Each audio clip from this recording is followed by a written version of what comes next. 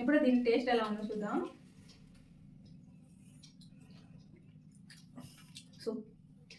సూపర్గా ఉంది నిజంగా, చాలా బాగుంది. మా చిన్న పాప ఇక్కడ గుంటనక్కలా కాపలా ఉంది.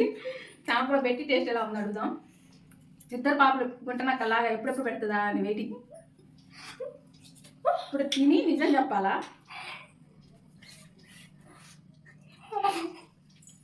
చెప్పండి ఎలా ఉంది చెప్పండి. సూపర్. అమ్మా నువ్వు కూడా చెప్పు. మళ్ళీ పువ్వులు ఎక్కువగా ఉందంటే ఇప్పుడు నైట్ ఆల్మోస్ట్ ఏమైనా అవుతుంది. నోట్లో పెట్టానే జిల్లుమని